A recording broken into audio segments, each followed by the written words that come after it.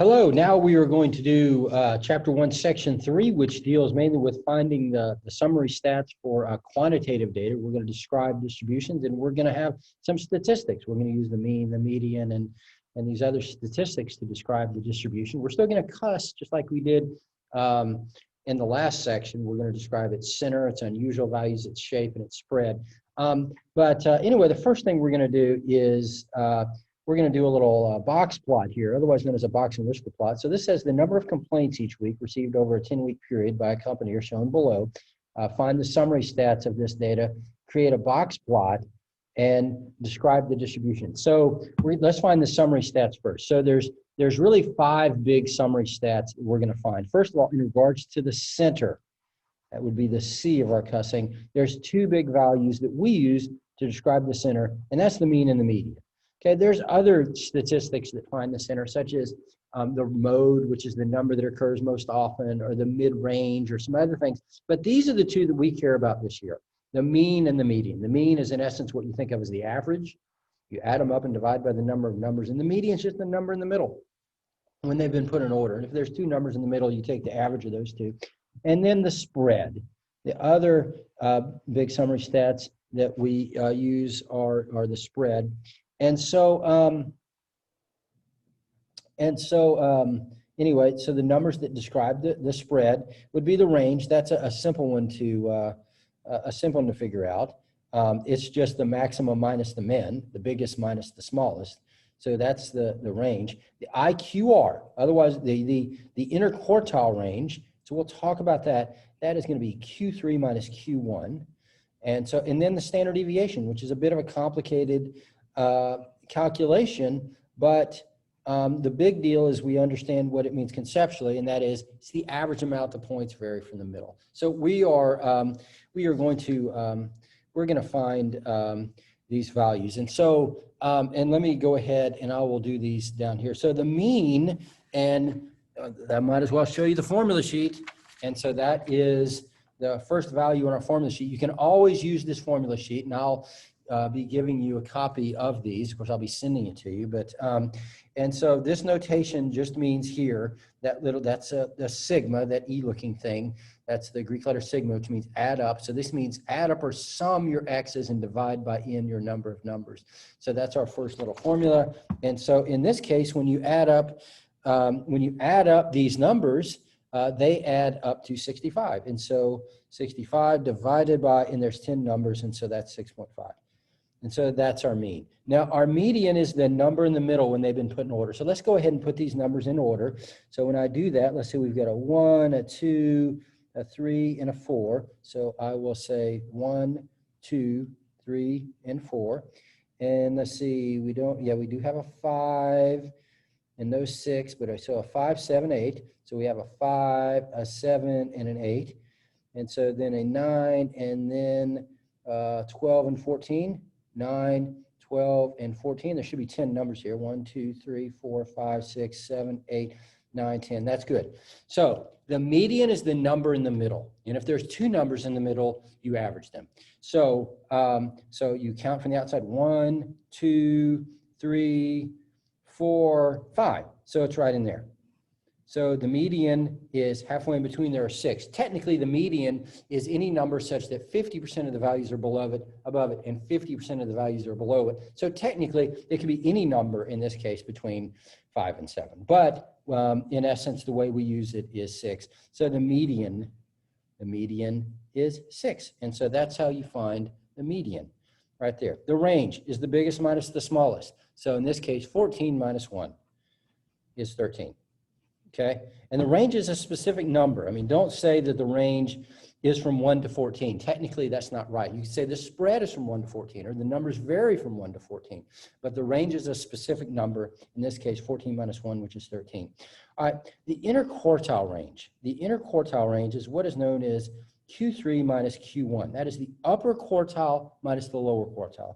So it's the upper quartile minus the lower quartile. And in the next chapter, what we will say is that's the 75th percentile minus the 25th percentile. Well, how do you find Q1 and Q3? Q3 is the median of the upper half of numbers.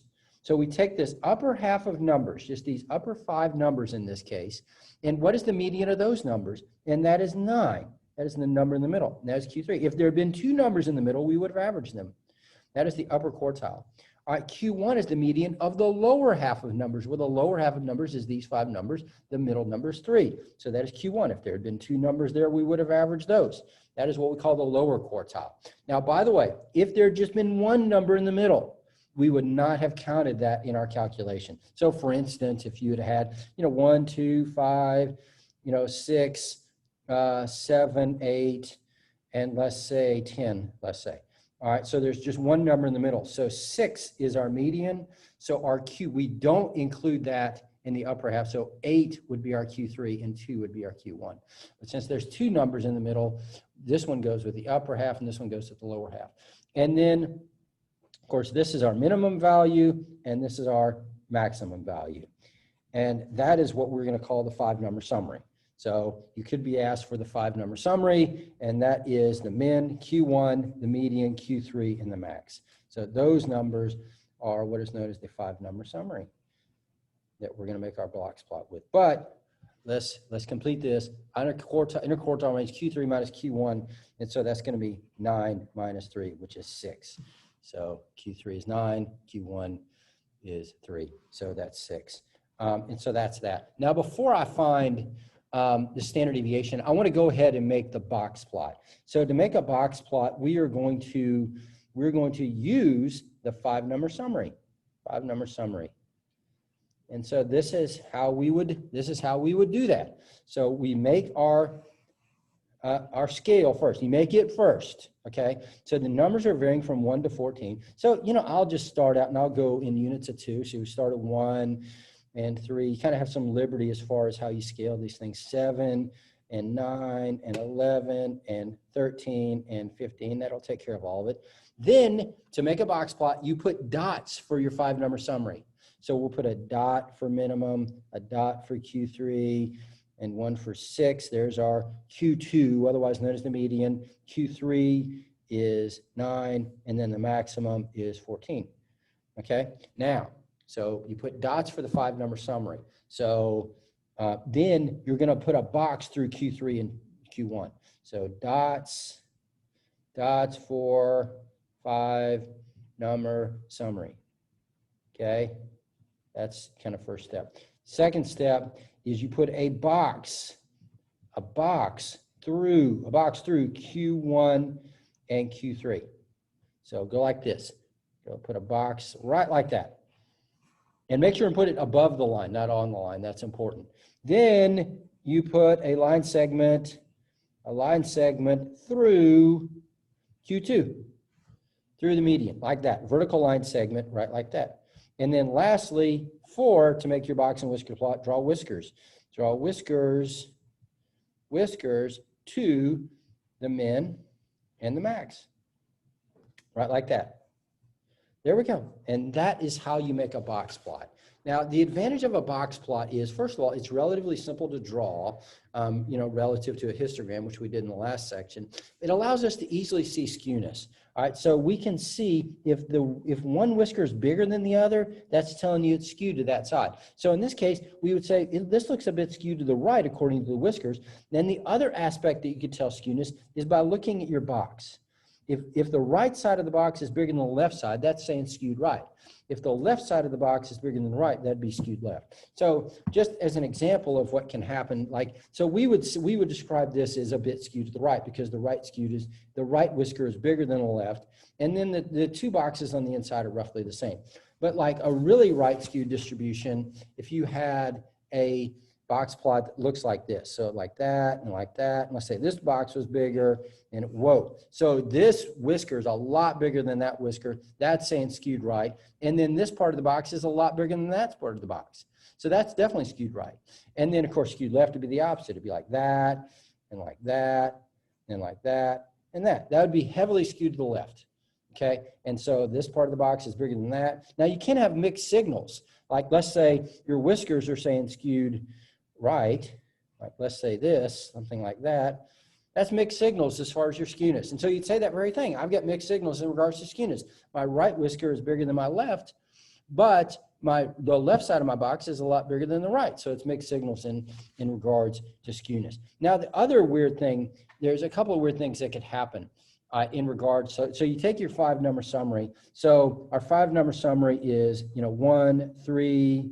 So it's 1, 3, and then 6, 9, and 14.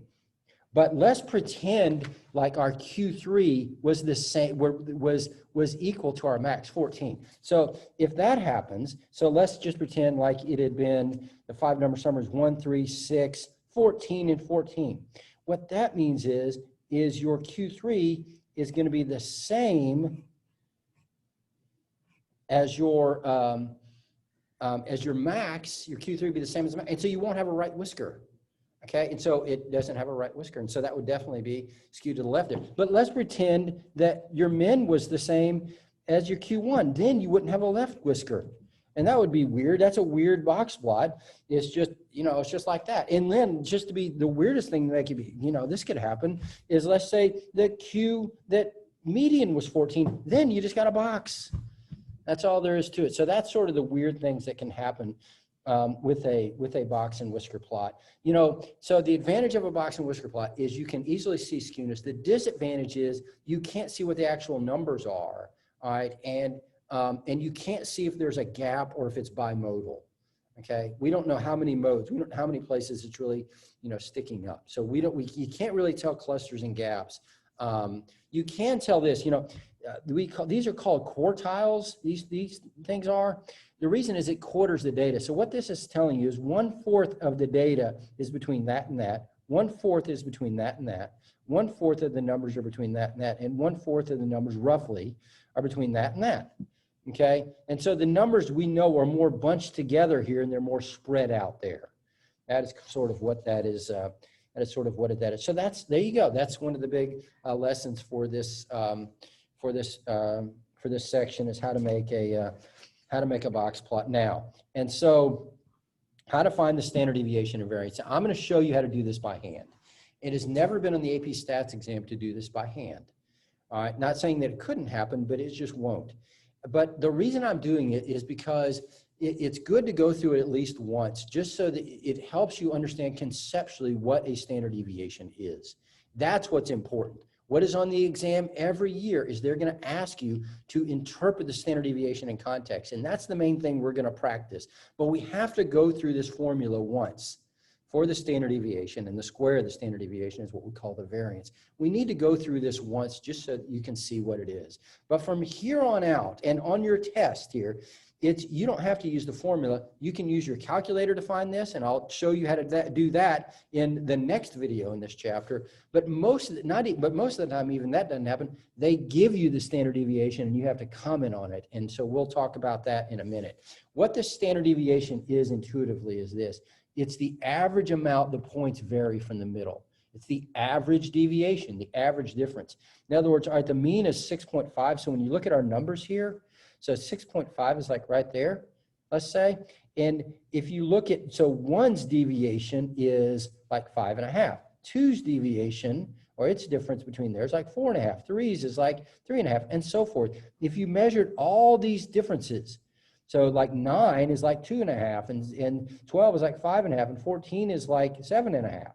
If you averaged all of those things, that is a form of the standard deviation. Now, technically, that's what we call the mean deviation because there's different formulas, but that's what it is intuitively. It is the average amount the points vary from the middle. That's what you have to know, and that's what we're going to write down in a minute. Now, the formula for standard deviation that I'm going to show you how to use, and so there it is, and that looks complicated, but when you look at it, what it is this means we're going to take every x value and subtract the mean, and then square it, add them up, divide by n-1, and take the square root. Now, I know that's complicated, but the problem with just averaging these numbers is half of them are negative, and it's just going to average to 0. So we could take the absolute value of them, but the other thing we could do is we could square them and take the square root. Squaring them makes them positive, and then take the square root. And there's the reason why we do that I'm not going to get into here. But this is how we would use this formula. And so what we would do to find the standard deviation of that data set is we would say, okay, there's my formula, right? There's my formula that I'm going to use. And so, and here's all the X values. And so back when I was in college, this is what statistics was. It was number grinding like this. And so what we would do to find the standard deviation is we were going to take every X and subtract the mean, which is X bar. X bar is the symbol for a sample mean. Okay, so I'll take 1, and remember the mean of this data set is 6.5. We found that. So I take 1 and subtract 6.5, that's negative 5.5. So then we would square that value. That's what's happening there, and get 30.25. And then I would do that for every single value in the data set. Take 2 and subtract the mean, negative 4.5. Square that, that's 20.25. And we will keep doing that for all of the values. For all of the values like that. And so that's what's happening in this part of this formula. Then we add them up. That Greek sigma means summation. It means add them up. And so that's what I did here. I added them up. All right, and so then we do n minus 1. N is your sample size, the number of numbers, and there's 10 numbers, okay? And so n minus 1, 10 is 9. And so we get that, and the square root of that, that's how you find the standard deviation. Do you need to know how to do that on your test or on the AP exam? No. But I think it's good to be able to do that, to intuitively, hopefully understand what it is. So that's how you find the standard deviation. There's a shortcut with your calculator I'm going to show you in the next video. The variance, all it is the square of the standard deviation. It's just another measure of variability. So in this case, the variance is 18.5. So let me go ahead and write that down here. Our standard deviation is approximately equal to like 4.301. That's, 4 sig figs is a good number. And the variance, so that's the standard deviation. The variance is the square of the standard deviation. And so that is going to be equal to 18.5. And so there we go. And so there's our summary stats. And so we were asked to describe the distribution up here. So if we were describing the distribution, including our summary stats, we would cuss. We would first of all say the number of complaints, that's the context, has a mean of 6.5 and a median of 6. So that takes care of the center. So when you're describing the center, mention the mean and the median, okay? There are no outliers, and we'll talk about that in a second. There's no values that really stick out differently. We'll have a formula for that we're going to use in a second. All right, the shape is a bit skewed to the right. That's the way I would describe that box plot, as we said before. The right whisker is bigger than the left, and these two in the middle are equal. So I'd say that's a bit right skewed. And then the spread, or the variability is the other word for this. The variability of the spread is described by the range of 13, the standard deviation of 4.3, and the IQR of 6. So just remember, when describing the center, list the mean and median. When describing the spread, list the range, the standard deviation, IQR. So now, by the way, and you would actually get credit for it if you just listed one of them, but go ahead and list all three if you can. And so that's the main heart of the section. Okay, now let's talk about how to find outliers. Okay, outliers, intuitively, outliers are just points that are outside the pattern of the other points. But we have a formula that you have to memorize. Okay, it has two parts to it. An outlier is any value that is less than Q1 minus 1.5 times the IQR, or any value that is greater than Q3 plus 1.5 times the IQR. These formulas are not in a formula sheet. You have to memorize them. And remember, so up here, remember we've got, so Q3 is 9. So we've got Q1 we found to be 3. And then Q3 we found to be 9, and so the IQR is Q1 minus Q3, and so that's 6. So plugging into our formula, an outlier is going to be anything less than 3 minus 1.5 times 9, and so that would be anything less than negative 6, or anything greater than, and Q3 is 9, so that would be 9 plus 1.5 times 6. And this is 6. Sorry, this is 6. Yeah, the IQR is 6. I apologize. All right, so this would be 9 plus and then 9, and so that would be 18.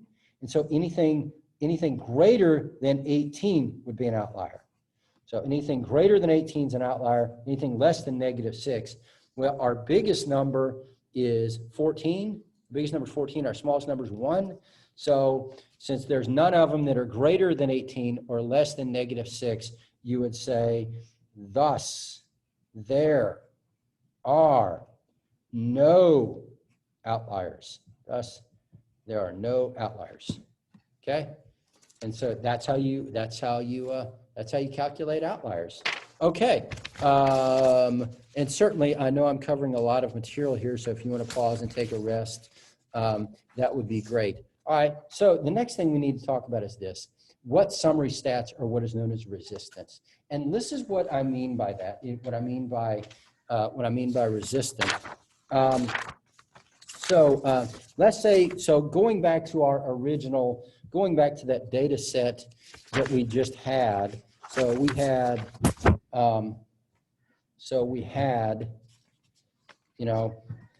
we had these numbers here. And so, we had, 1, 2, 3, 4, 5, 7, 8, 9, 12, and 14. Okay, so we got that. So what happens if we change this to an outlier? And it was 1, 2, 3, 4, 5, 7, 8, 9, 12. And let's just pretend that was 140. Okay, that was 140. Our mean now, so our mean would change. Our mean would go way up. Our mean ends up being like about 19 point something or something like that. It was at 6.5, so it goes from 6.5 to something like 19. I was looking for that number, and I actually, yeah, it is. Our mean is now 19.1. Now, if you were to change that to 140, our standard deviation would also get ballooned. Our standard deviation of the new data set is actually now 42.6.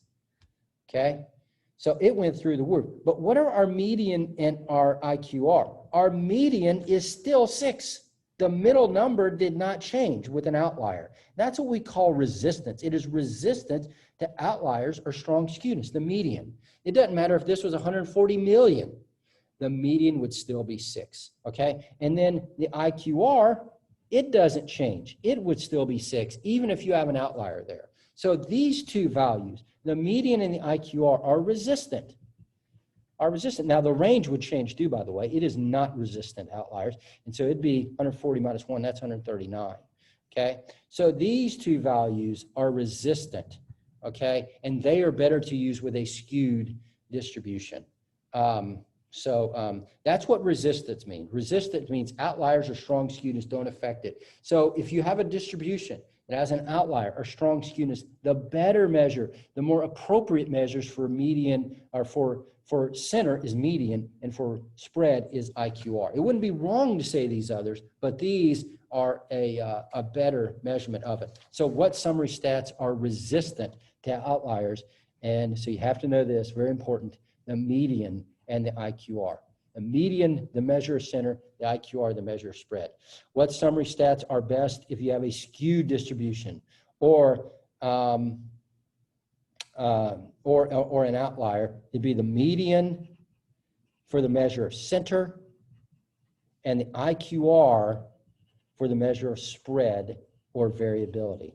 All right, and so really quickly here, of course, we talked about this last section, and there's some of the problems that it brings this up in this section. What do you need to include when you compare distributions? You cuss with comparative phrases, and we talked about that in the last video. Cuss with comparative phrases when you have two distributions, comparative phrases, such as greater than, the mean for this is whatever it is, 50, which is greater than the mean for this, which is 40.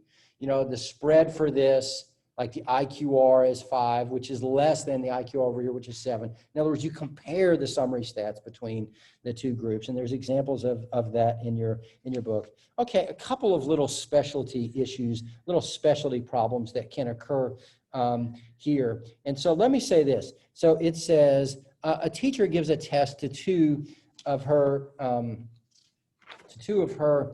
algebra classes and makes a histogram of the test scores. There are 59 test scores in the histogram. Estimate the 5-number summary. So we don't know what the test scores are, and we're asked to estimate the 5-number summaries. So this is what you would do, is you say there's 59 numbers. And so first of all, we need to find the median, okay? All right, so the median is going to be the number in the middle. And so what we would do is we would say this, well, if there's 59 numbers, 59 divided by 2, and so that's 29 and a half. And so what that's telling us is if we were to divide those numbers in half, there would be 29 smaller numbers, 29 bigger numbers, and then 1 in the middle. So that number in the middle, the 30th number is the median. So we can say the median is the 30th number, the 30th value. So whatever that value is. Now, if this had been an even number, like if this had been 58 and it'd be 29 and 29, then it'd be halfway in between the 29th and the 30th number. And then what's Q1? Q1 is the median of the lower half of numbers. Well, there's 29 numbers. So we say 29 divided by 2, and so that is 14.5. So that means if we were to divide these numbers in half, we'd have 14 smaller numbers, 14 bigger numbers, and 1 in the middle. And so the median of those 29 numbers is that number. That is Q1, the median of the lower half of numbers. So Q1 is going to be the 15th value. The 15th value. There's 14 smaller numbers and then that one. And then to find Q3, we would do similar up here. 29 divided by 2 is 14 and a half. So that'd be 14, 14, and 1. There is Q3. So it's going to be, 15 numbers from the top, or you could count going this way. So that's going to be 14 plus 1 plus 14. That'd be 20. That'd be 29, 30 numbers, and then 44. This is the 45th number. So Q3 is the 45th value. And of course, the minimum value is the first value, and then the maximum value is the 59th value, the last one. So, and so at that point, what you could do is you could go estimate those values, on the histogram that was given to you. So anyway, and then the very last thing is this. And so this is using the formula for outliers. All right, so the number of trucks sold by a dealership each week for 9 weeks is shown below. What is the largest value X can be and not be an outlier? All right, and so we're dealing with outlier on the high end. Remember outliers in our formula, Q1 minus 1.5 times the IQR, or Q3 plus 1.5 times the IQR. So in the high end, that's going to be Q3, anything greater than Q3 plus 1.5 times the IQR. Okay, well, so how can we find Q3 and Q1? Well, so remember Q1 is the median of the lower half of values, Q3 is the median of the upper half of values. So we count from the outside. 1, 2, 3, 4. Okay, we have one number in the middle, that's 12. So that's our median. So our median is 12. So the upper half of values is these 4 values. Well, you go 1, there's 2 numbers in the middle. So therefore, Q3 is halfway in between. So it'll be 15 plus 21 divided by 2, 36 divided by 2, so that's 18. Okay, that's halfway in between 15 and 21. All right, and then the median of the lower half of values, that's Q1. So it's these 4 numbers. And so we go 1, it's halfway in between 8 and 10, so therefore Q1 is equal to 9. And so then we can say that our IQR is equal to Q3 minus Q1, 18 minus 9, and so that's 9. And so then we can say, okay, our little formula here, Q3 is equal to 18 plus 1.5 times 9. And so that's going to be 13.5, I do believe. 1.5 times 1.5 times 9. And so that's 13.5. So it'd be 18 plus 13.5. And so that is going to be 31.5. So therefore, that is the largest number it can be. Technically, it has to be bigger than that to be an outlier. That's the largest number X could be and be an outlier. Okay, I know that's a lot of stuff and some of the challenging things there. We're going to have another video that shows how to do this with your calculator. But anyway, send me any questions you have, and certainly come to the Zoom meetings. And thanks for watching the video. And I hope you just have a great day.